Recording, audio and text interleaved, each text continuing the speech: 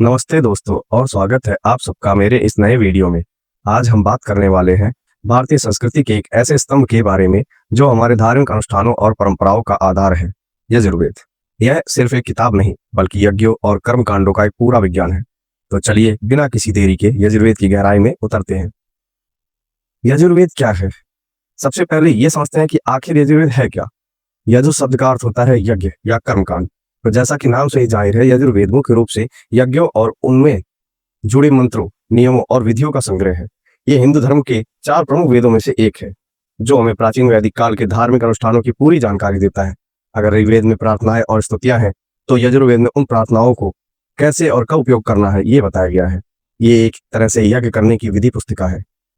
यजुर्वेद की शाखाएं कृष्ण और शुक्ल। यजुर्वेद अपनी 2 मुख्य धाराएं हैं जिन्हें हम शाखाएं कहते हैं।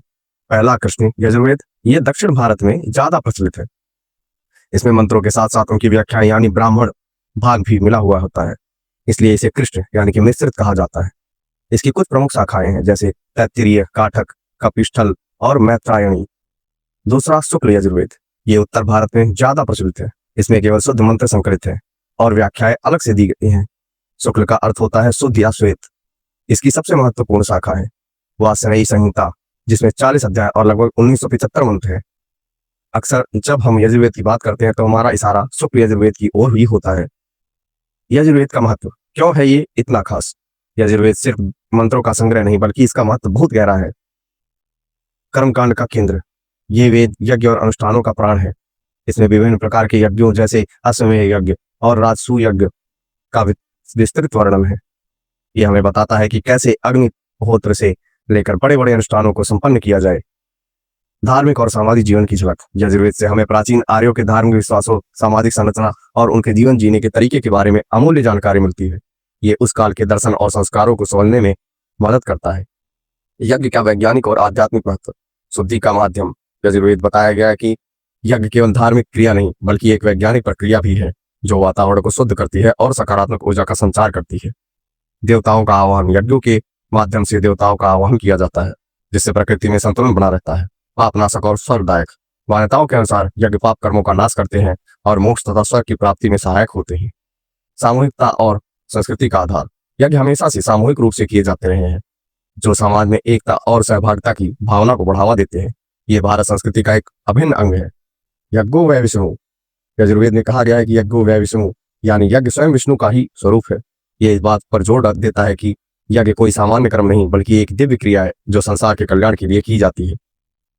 यजुर्वेद के मंत्र और उनका उपयोग, यजुर्वेद के मंत्रों का उच्चारण आद्वयु नामक पुरोहित करता था।